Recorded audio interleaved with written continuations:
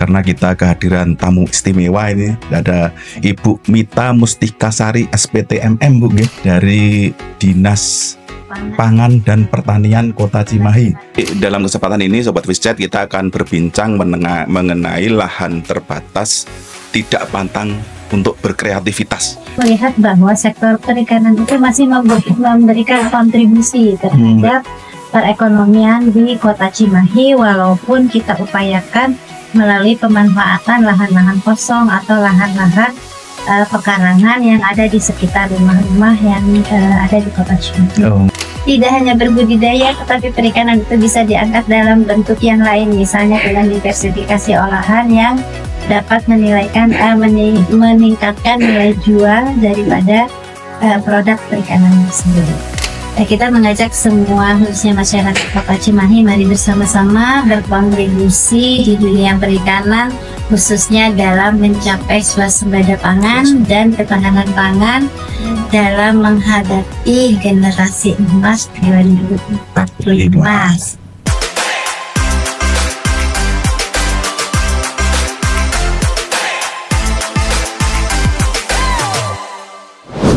Bismillahirrahmanirrahim. Assalamualaikum warahmatullahi wabarakatuh. Halo Sobat Fischat, jumpa lagi bersama kami dalam program Fischat Podcast BRPI. BRPI bisa berkarya inovatif, semangat aplikatif. Sobat Fischat dimanapun Anda berada, pada episode kali ini adalah episode yang istimewa karena kita kehadiran tamu istimewa ini. Ada Ibu Mita Mustikasari SPTMM Bu dari Dinas Pangan dan Pertanian Kota Cimahi. Ya, beliau ini adalah sekretaris dinasnya, ya Bu, kalau nggak salah. Oh, PLT. Sebentar lagi dikukuhkan. Definitif insya Allah. Baik, jadi dalam kesempatan ini Sobat Fischat, kita akan berbincang mengenai lahan terbatas tidak pantang untuk berkreativitas. Jadi sebagai gambaran awal, mungkin Kota Cimahi itu kan lahannya terbatas Bu, tapi tidak menyurutkan untuk tetap berkreativitas. Baik Ibu, mungkin langsung aja ya kita mulai perbincangan kali ini. Yang pertama mungkin bisa Ibu gambarkan terlebih dahulu terkait dengan gambaran umum kondisi lahan di Kota Cimahi, khususnya terkait dengan sektor perikanan Ibu. Ya, monggo Ibu. Bismillahirrahmanirrahim. Assalamualaikum warahmatullahi wabarakatuh. Waalaikumsalam warahmatullahi wabarakatuh. Informasikan kondisi Kota Cimahi. Kota Cimahi itu adalah kota kecil, campernik, hanya terdiri dari 3 kecamatan, 15 kelurahan, dengan luas wilayah hanya 40,2 km. Jadi kalau keliling-keliling 2 jam itu akan sampai semua terputeri di Kota Cimahi. Jadi dalam kurun waktu sekitar 5 tahun ke belakang itu kondisinya masih pertanian perikanan itu masih 297 hektar. Hanya sekarang itu sisanya tinggal 50% sudah menyusut beralih fungsi lahan menjadi perumahan dan gedung-gedung lainnya. Nah, hanya akan tetapi kami melihat bahwa sektor perikanan itu masih memberikan kontribusi terhadap perekonomian di Kota Cimahi, walaupun kita upayakan melalui pemanfaatan lahan-lahan kosong atau lahan-lahan pekarangan yang ada di sekitar rumah-rumah yang ada di Kota Cimahi. Oke Ibu. Jadi intinya tadi ya, berarti pantang menyerah untuk tetap kreativitas walaupun lahannya sangat terbatas. Kuncinya adalah optimalisasi lahan yang ada, bagaimana bisa membangkitkan perekonomian khususnya di sektor perikanan di Kota Cimahi. Baik, terima kasih Ibu. Selanjutnya mungkin apa tantangan terbesar dalam mengembangkan perikanan di wilayah perkotaan seperti di Kota Cimahi ini Ibu? Ya, sebenarnya yang pertama itu alih fungsi lahan ya. Alih fungsi lahan itu memang tidak bisa kita hindari, itu yang menjadi problematika di kota-kota besar seperti misalnya di Kota Cimahi termasuk seperti itu. Yang kedua adalah tadi Pak, kualitas air. Kualitas air. Jadi kalau di Kota Cimahi ini kan masing-masing kecamatan itu mempunyai karakteristik masing-masing. Kalau di utara mungkin karena daerah masih ada pertanian, itu kualitas air masih bagus. Ya.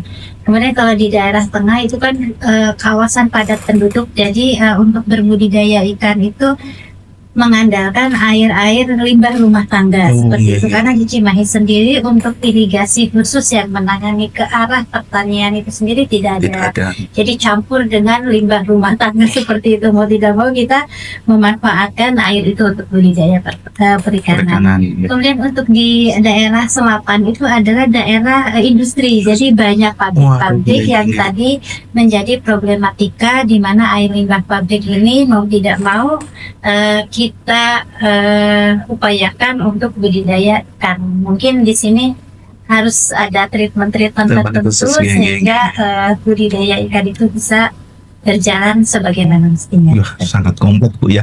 Berarti terutama terkait dengan kualitas air ya. Betul.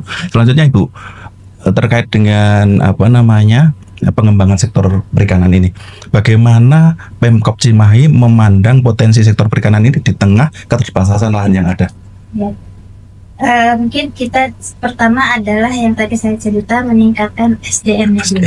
SDM-nya, sumber daya pembudidaya ikannya, sehingga mereka dengan keterbatasan lahan yang ada itu bisa berkreasi, berinovasi, mengatasi segala permasalahan, termasuk yang hari ini kita bawa teman-teman dari pembudidaya ikan ke BRPI ini untuk belajar bagaimana sih dengan kondisi yang terbatas itu kita masih bisa survive di dunia perikanan. Yang kedua barangkali bimbingan teknis, penyuluhan, pendampingan itu yang senantiasa kita lakukan untuk meningkatkan SDM itu. Kita punya inovasi namanya empek-empek keliling. Jadi penyuluhan perikanan keliling. Jadi kita jemput bola, pendampingan tidak harus formal, tetapi informal pendampingan itu senantiasa dilakukan. Yang paling penting adalah kami bagaimana meningkatkan hasil perikanan yang tidak banyak di Kota Cimahi, tetapi mampu mempunyai nilai jual yang tinggi. Jadi diversifikasi olahan ikan itu menjadi andalan, terutama bagi ibu-ibu yang berbudidaya seperti budidaya ember. Kan budidaya ikan dalam ember itu salah satu upaya kami untuk meningkatkan produksi perikanan, tetapi dengan memanfaatkan lahan yang terbatas. Kalau boleh tahu, ada penyuluh perikanan di sana Bu? Nggak punya Pak. Oh nggak punya. Berarti penyuluhnya penyuluh pertanian gitu? Setahun kemarin kita dapat tuh penyuluh perikanan dari KKP. Hanya tahun ini daerah kerjanya dipindah ke Kabupaten Bandung. Jadi tahun ini kami nggak punya penyuluh perikanan. Bu. Selanjutnya Bu, mungkin program kebijakan apa saja yang telah atau sedang berjalan saat ini dalam mendukung pengembangan sektor perikanan di Kota Cimahi, Bu? Jadi kalau program kegiatan yang biasa kami lakukan, ada kami masukkan ke dalam program kerja Dinas Pangan dan Pertanian, yaitu pendampingan terhadap pembudidaya ikan kecil. Karena kami nggak punya budidaya ikan besar, jadi nomenklaturnya seperti itu. Yang kedua adalah gerakan memasyarakatkan makan ikan atau gemar ikan. Ya, itu dilakukan mulai dari sektor pendidikan, kemudian pemberdayaan ibu-ibu, juga termasuk kolaborasi kami dengan tim penggerak PKK yang nanti akan menyebarkan informasi ke wilayah-wilayah tentang gemar makan ikan. Kemudian kami juga biasa melakukan bintek olahan ikan. Nah, ini adalah upaya kami untuk meningkatkan nilai jual daripada hasil perikanan yang ada di Kota Cimahi. Berarti masih tercover oleh penyuluh pertanian berarti Bu? Enggak juga Pak. Kita memaksimalkan staf peran masyarakat. Seksi perikanan. Jadi kami itu kan bidangnya itu bidang pertanian dan perikanan. Jadi perikanan itu hanya ada di satu seksi dengan 4 personil. Waduh. Kami optimalkan multi talent berarti. Betul. Iya. Ya, luar biasa ini. Selanjutnya Ibu, tentunya program kan melibatkan masyarakat gitu. Nah, bagaimana peran masyarakat atau UMKM dalam mendukung kreativitas di sektor perikanan ini, Bu? Jadi kegiatan kami itu biasa mengundang para UKM yang bergerak di sektor perikanan. Biasanya kami kolaborasi juga dengan tadi wilayah-wilayah kelurahan, kecamatan, untuk mereka kita latih diversifikasi olahan ikan. Ya. Nah, setelah menjadi olahan ikan, misalnya dia produksinya otak-otak atau misalnya dia siomay. Nah, UKM ini akan kita hire juga, kita libatkan di dalam berbagai kegiatan, misalnya gerakan memasyarakatkan makan ikan. Nah, olahannya ini ya olahan dari UKM yang ada. Kita tidak mengambil misalnya perusahaan-perusahaan besar yang bergerak di bidang perikanan atau olahannya, tetapi kita memaksimalkan bela beli. Kalau di Cimahi itu namanya bela beli untuk UKM yang ada di Kota Cimahi. Jadi kita ngambil dari pengolah perikanan yang ada di Kota Cimahi. Terpenuhi itu Bu kebutuhannya? Terpenuhi Pak, karena kami nggak banyak juga, jadi selama ini sih bisa terpenuhi. Artinya produksi olahan dari kelompok-kelompok itu terserap semua gitu? Iya, jadi misalnya target kami itu 500 sampai 2.000 anak misalnya untuk olahan ikan. Itu masih bisa oleh UKM Kota Cimahi. Ya, baik Ibu.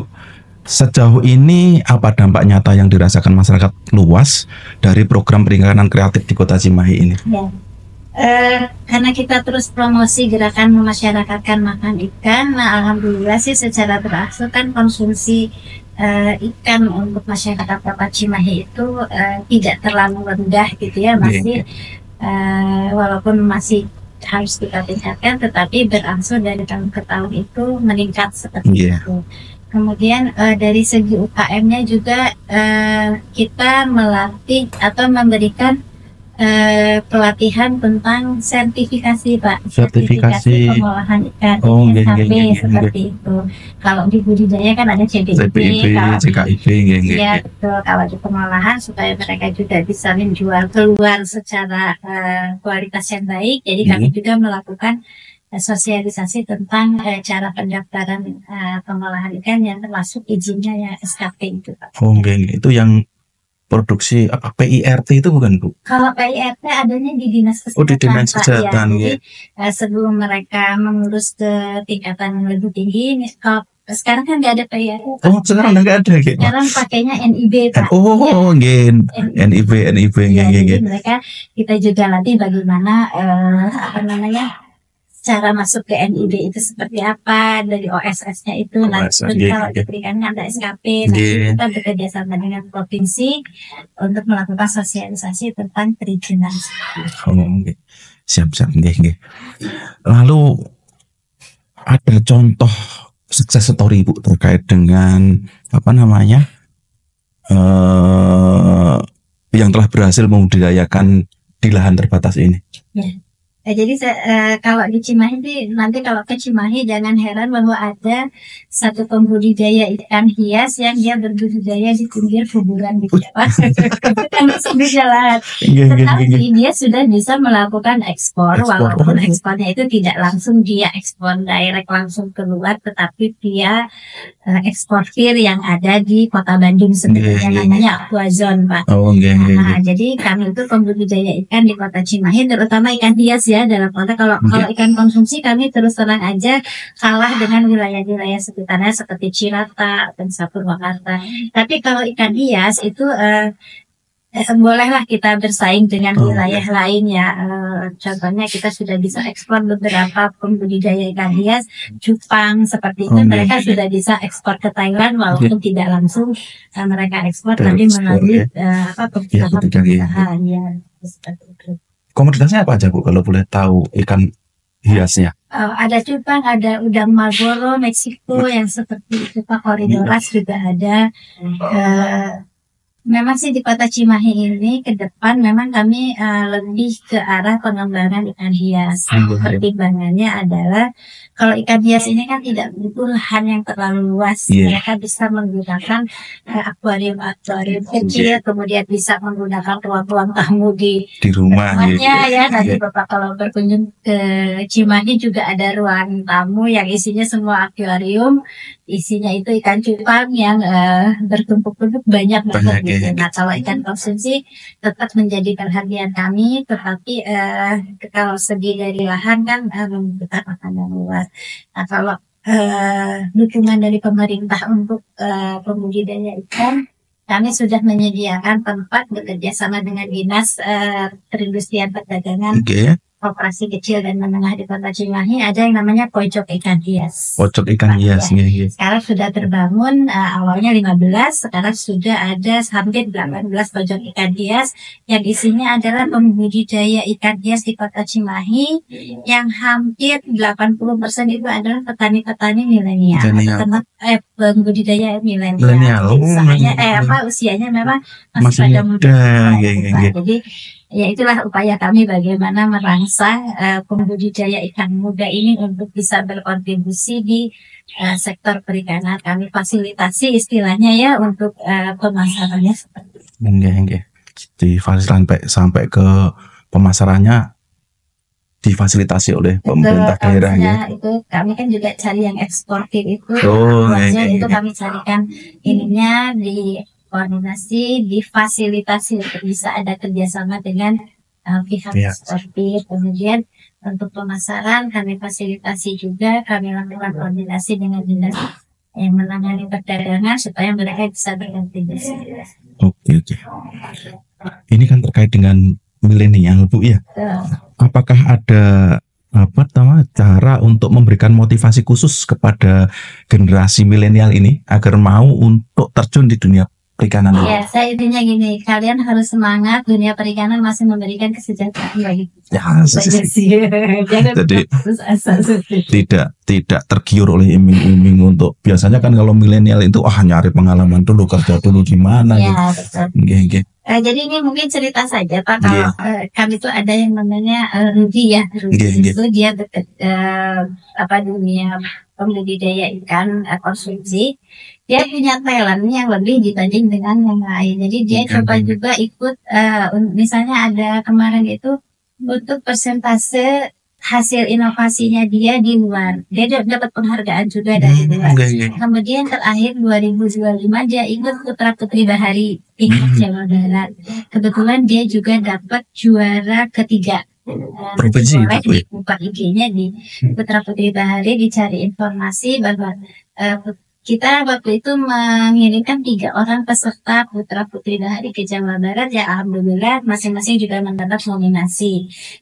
Itulah mungkin kita juga perlu fasilitasi buat semangat mereka memberi orang lain mengakui gitu seperti itu. Itu penting untuk petani milenial karena mereka butuh eksistensi yang diakui keberadaannya. Iya betul guys. Rata-rata generasi muda kan pengakuan. Bukan haus pujian ya, bukan, tapi pengakuan lah. Keberadaannya itu diakui. Iya. Ya harus dengan pujian tapi intinya harus diakui aja keberadaannya. Dengan prestasi yang mereka punya. Baik Ibu. Kemudian ini Bu, mungkin ada pesan utama yang ingin disampaikan kepada masyarakat luas nih berkaitan dengan semangat berkreativitas dalam dunia perikanan ini. Kita mengajak semua khususnya masyarakat Kota Cimahi, mari bersama-sama berkontribusi di dunia perikanan, khususnya dalam mencapai swasembada pangan dan ketahanan pangan dalam menghadapi generasi emas 2045. Oke. Wah ini luar biasa ini kampanyenya ini Bu. Baik, mungkin yang terakhir ini Bu ya. Bagaimana kesan pesan Ibu untuk program Fischat Podcast BRPI ini sebagai media yang membantu menyebarluaskan informasi terkait dengan program ketahanan pangan untuk pemerintah Kota Cimahi? Saya rasa informasinya lebih diperluas lagi ya. Khususnya saya juga baru tahu nih ada program ini ya. Mungkin perlu promosi informasi yang lebih meluas sehingga semua masyarakat dari Sabang sampai Merauke bisa mengakses podcast ini. Iya siap, insya Allah Ibu, karena ini sebenarnya juga kita baru mulai untuk Fischat ini baru 6 episode Ibu. Jadi tapi luar biasa. Tapi kemarin kami lihat untuk profilnya lumayan ya, untuk viewernya juga lumayan. Ya semoga ke depan akan lebih baik lagi, apalagi dengan ya, Pak. Amin. Ya, nanti kita tetap berkolaborasi terkait dengan pengembangan sektor perikanan ini Ibu. Baik Ibu, terima kasih atas waktunya. Mungkin ada lagi yang mau disampaikan secara umum aja terkait pengembangan dunia perikanan, terutama untuk semangat teman-teman Sobat Fischat ini kaum milenial apalagi ya tadi. Silakan Ibu, mungkin ada yang pesan-pesan khusus. Oke, bagi teman-teman, kalau kita sebutnya Katmil ya, petani milenial kalau jangan pernah putus asa bahwa dunia perikanan itu masih menjanjikan kita untuk lebih sejahtera. Jangan dilihat dari bagaimana susahnya kita membangun perikanan.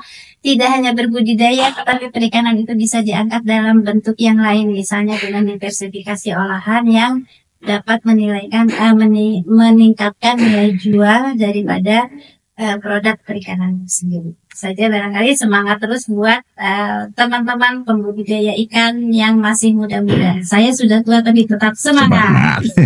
Terima kasih Ibu. Ya, terima kasih atas waktunya, atas sharing ilmunya Ibu. Ya, baik Sobat Fisjet, demikian perbincangan kita kali ini dengan Ibu Mita Mustikasari SPTMM Ibu, PLT Dinas Pangan dan Pertanian Pemerintah Kota Cimahi Ibu ya. Insya Allah definitif lah sebentar lagi. Amin. Amin. Baik Sobat Fisjet, demikian perbincangan kali ini. Tetap semangat. Jadi dengan keterbatasan yang ada kita harus tetap berkreativitas. Demikian, mohon maaf apabila ada hal kurang berkenan. Wassalamualaikum warahmatullahi wabarakatuh. BRPI bisa berkarya inovatif, semangat aplikatif. Terima kasih Ibu.